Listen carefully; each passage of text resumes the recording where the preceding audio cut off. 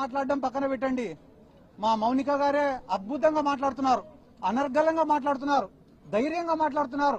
జరిగిన దాడి గురించి, జరిగిన అన్యాయం గురించి రాష్ట్ర ప్రజలకు స్పష్టంగా వివరించినారు మౌనిక గారు. నిజంగానే మీకు కూడా మా ప్రత్యేక అభినందనలు కూడా తెలియజేస్తున్నాక. ఎందుకంటే కన్నా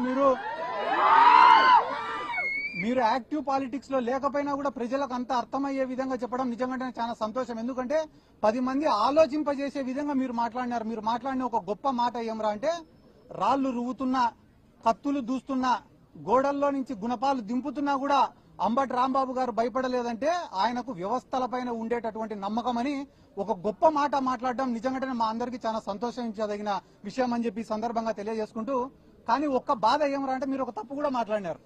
ఏం మాట్లాడినారు? ఆ తప్పు అంటే పవన్ కళ్యాణ్ ఇప్పటి వరకు స్పందించలే అని చెప్పి మాట్లాడినారు మీరు. జనసేన కార్యకర్తలను టీడీపీ వాళ్ళు ఎంటబడి కుక్కల్ని కొట్టినట్టు కొడితే కూడా ఆయన స్పందించలేక,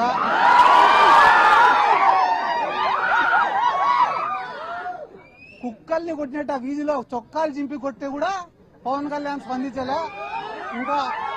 ఇంకా అంబటి రాంబాబు గారి పైన, మన పైన దాడి జరిగితే ఆయన స్పందిస్తాడని అనుకోవడం కూడా మన తప్పైతుందని చెప్పి ఈ సందర్భంగా నేను తెలియజేసుకుంటూ, రాష్ట్ర వ్యాప్తంగా మీరు ఏడాది నేనేం అబద్దం చెప్పడం లేదు. జనసేన వాళ్లకు నామినేటెడ్ పోస్టులలో అన్యాయం, కాంట్రాక్ట్ వర్కుల్లో జరిగే దాంట్లో అన్యాయం, జనసేన వాళ్లకు మర్యాద ఇచ్చే విషయంలో అన్యాయం, అన్ని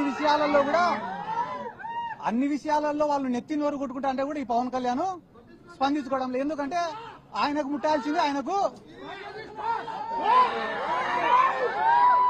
ఎందుకంటే ఆయనకు ముట్టాల్సింది ప్రతి నెల ముడతనే ఉంది కాబట్టి ఆయన ఏం స్పందించడం లే. కానీ మీకు అందరికీ అర్థమయ్యేలాగా చెప్పాలంటే ఒక విషయం చెప్తా, గుర్తుపెట్టుకోండి. చంద్రబాబు నాయుడు గారు ఈడ పవన్ కళ్యాణ్, లోకేష్ ఇద్దరు కూర్చొని ఉంటే 3 వస్తువులు ఇచ్చినాడంట పంచుకోమని చెప్పి. ఒక దుప్పటి ఇచ్చినాడంట, ఒక చెట్టు ఇచ్చినాడంట, 3వది ఒక ఆవుని ఇచ్చినాడంట. మీరిద్దరు పంచుకోండి రా ఆస్తులు అని చెప్పినాడంట. చెప్తేనే లోకేష్ ఏమన్నాడంట, అన్నా 2 నిమిషాలు అయిపోయినాక నీ ఇష్టం, 2 నిమిషాలు. లోకేష్ చెప్పినాడంట పవన్ కళ్యాణ్కి, అన్నా నీకు పంపకాలు సరిగ్గా రావు, నేను పంచుతా, న్యాయంగా పంచుతా ఇద్దరికి అని అంట. అన్న తర్వాత మొట్టమొదట దుప్పటి తీసుకున్నారంట. దుప్పటి తీసుకుంటే నారా లోకేష్ ఏం చెప్పాడంట, అన్న న్యాయంగా పంచుకుందామన్న ఈ దుప్పటి, దీన్ని పొద్దునంతా నువ్వు వాడుకో, రాత్రి అయితే నేను వాడుకుంటా అని అంట. ఆ న్యాయంగా పంచినావు తమ్ముడు అని చెప్పి దుప్పటి తీసుకున్నాడు పవన్ కళ్యాణ్. తీసుకున్న తర్వాత పొద్దున ఎండకు దాన్ని కప్పుకోలేకున్నాడంట, వేడి అయిపోతేనే సాయంత్రం అయితేనే లోకేష్కి ఇచ్చినాడు. పాపం లోకేష్ తెలివైనాడు కదా, చలికి బాగా కప్పుకొని పండుకున్నాడు. అంటే దుప్పటి లోకేష్కి ఉపయోగపడింది, చంద్రబాబుకు ఉపయోగపడలే. అయిపోయిన తర్వాత పవన్ కళ్యాణ్కి ఉపయోగపడలే. అయిపోయిన తర్వాత ఇద్దరు చెట్టుకాడికి పోయినారు. చెట్టుకాడికి పోతే మళ్ళా లోకేష్ వచ్చి, అన్న ఇది కూడా న్యాయంగా పంచుతానా, నేను అధర్మం పాటించాను అని చెప్పి, చెట్టు పై భాగం అంతా నేను తీసుకుంటా, కింది భాగం అంతా నువ్వు తీసుకోండి నాన్న అంట. అంటే చెట్టుకు నీళ్లు పోసేదంతా పవన్ కళ్యాణ్, వచ్చిన పండ్లు తినేదంతా లోకేష్.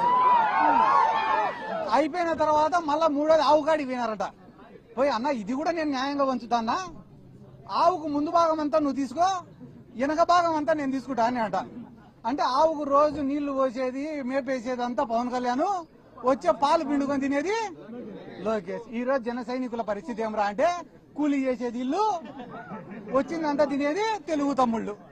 కాబట్టి తెలుగుదేశం వాళ్ళకే, జనసేన వాళ్ళకే గతి లేనప్పుడు మన పైన దాడి పైన వీళ్ళు స్పందిస్తారు అనుకోవడం మన మూర్ఖత్వం. ఎందుకంటే చంద్రబాబు నాయుడు అనే వ్యక్తికి ఈ రాష్ట్రంలో ఎవడైనా ఏలెత్తి చూపించినా, ప్రశ్నించినా నచ్చదు. దాంట్లో భాగంగానే ఆ రోజు వంగవీటి మోహనరంగ గారు పోరాడుతున్నాడనే ఉద్దేశంతో, ఆయనను అంతమొందించాలనే ఉద్దేశంతో ఇదే తెలుగుదేశం పార్టీని కుట్ర చేసి ఆయనను లేకుండా చేసినారు.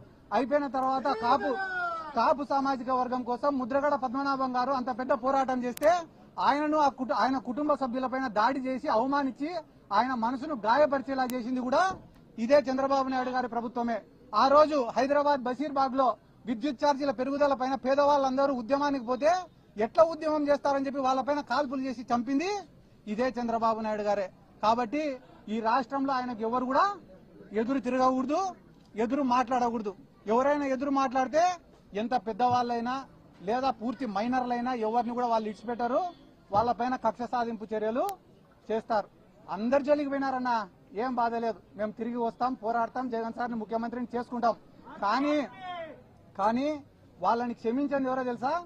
ఆ భగవంతుడు, ఆ వెంకటేశ్వర స్వామి వాళ్ళని క్షమించాడని చెప్పి ఈ సందర్భంగా నేను తెలియజేసుకుంటూ, ఇంకా వాళ్ళు చేసిన పాపాల గురించి చెప్తే గానీ ఆడ సింహాచలం దేవస్థానం కాడి నుంచి, ఆడ కాశీబుగ్గ కాడి నుంచి, తిరుమలలో జరిగిన తొక్కిసలాట కాడి నుంచి, నిన్న శ్రీశైలంలో జరిగిన లాఠీ చార్జ్ వరకు వాళ్ళ గురించి చెప్తే గానీ రాష్ట్ర ప్రజలే ఎంటబడి తంతారని చెప్పి ఈ సందర్భంగా నేను తెలియజేసుకుంటూ, ఇక్కడ ఉన్న లోకల్ ఎమ్మెల్యే గారు కూడా మా అక్కకి రాజకీయం కొత్త అయినా కూడా చాలా స్పష్టంగా, నిదానంగా, క్లారిటీగా, ఎటువంటి భయం లేకుండా, వణుకు లేకుండా, తొణుకు లేకుండా, బెనుకు లేకుండా మాట్లాడిందంటే దానికి కారణం వాళ్ళలో తప్పు లేదు, నిజాయితీ ఉంది కాబట్టి. అవతల పక్కనే ఆమెను నేను ఇప్పటి వరకు వారం రోజులు చూడబట్టి టెన్షన్ తప్ప ఏం లేదు. అంటే అతి త్వరలో నాకెందుకో అంబటి రాంబాబు అన్న దగ్గరకు వస్తారు, 3 ఏళ్ళు అయిపోతేనే. మాదేం తప్పు లేదు, ఏదో చంద్రబాబు నాయుడు చెప్తే చేసినామనో, లోకేష్ చెప్తే చేసినాడు అని. ఆ రోజు మీ ఇష్టం, క్షమిస్తారో లేదో అది కూడా మీకు ఇష్టం అని చెప్పి నేను అదే చెప్పినా కదన్నా, సంవత్సరం నుంచి పెడతా. ఆ రోజు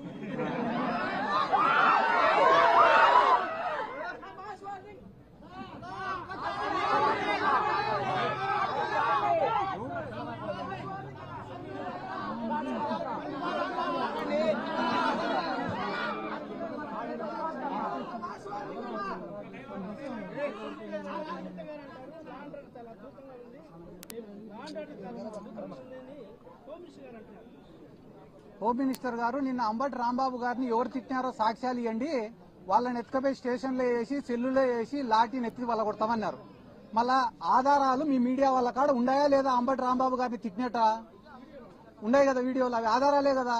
మళ్ళీ ఆధారాలు లేవంటున్నారు. అదే రకంగా ఈరోజు రాష్ట్రంలో లా అండ్ ఆర్డర్ లేదు, వాళ్ళు ఏమంటారు? ఆటోమేటిక్ గా ఉంది అంటారు. కాబట్టి వాళ్ళు ఎస్ అంటే మీరు ఎస్ అనాలా, నో అంటే లేకుంటే నీ పైన నా పైన కేసు. అన్న, దేవుని జోలికి పోయిన వాళ్ళకి ఎటువంటి శిక్ష అనేది ఇంకా అది చెప్పకూడదు అన్న. ఎందుకంటే కానీ దేనితోన్నా రాజకీయం చేయొచ్చు, కానీ దేవుడితో కానీ భక్తుల మనోభావాలతో కానీ చేయకూడదు. ఈ రోజు ఒక వెంకటేశ్వర స్వామి అంటే ఆంధ్ర రాష్ట్ర ప్రజలకో, చిత్తూరు జిల్లా ప్రజలకో మాత్రమే సొంతమైనటువంటి స్వామి కాదు కదా. ప్రపంచ దేశాలలో ఉండే భక్తులు ఉన్నారు, హిందువులు అందరూ కూడా వెంకటేశ్వర స్వామిని ఎంతో పవిత్రంగా భావించి వస్తారు. ఒకవేళ నిజంగంటేనే దాంట్లో ఏదన్నా తప్పు జరిగినా కూడా చట్టం తన పని తను చేసుకొని పోవాలా తప్ప, రాష్ట్రానికి పెద్ద దిక్కుగా ముఖ్యమంత్రి కుర్చీలో ఉన్న చంద్రబాబు నాయుడు గారు ఇన్నిసార్లు ప్రెస్ మీట్ పెట్టి దాంట్లో పందికొవ్వనో, లేకుంటే గాన బాత్రూంలు కడిగే కెమికల్ ఉందనో, లేకుంటే గాన దాని యొక్క పవిత్రను తగ్గించే పని మాత్రం చెయ్యకూడదు. అది తప్పు. ఆ పని ఆయన పూనుకున్నాడంటే కేవలం ఇది రాజకీయ స్వార్థంతో చేస్తున్నాడు తప్ప దాంట్లో నిజం లేదని అర్థం.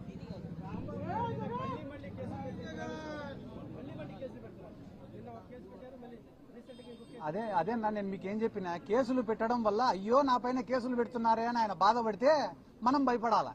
ఆయన కేసులు పెట్టే కొద్దీ నేను వైసీపీ కోసం పోరాడుతున్నా, నాకు ఇంతకన్నా గర్వం ఏముంది అనుకుంటున్నాడు. అంత వైసీపీ పైన అంత పిచ్చి అభిమానంతోనే వాళ్ళ పైన ఎన్ని కేసులు పెడితే ఏమవుతుంది?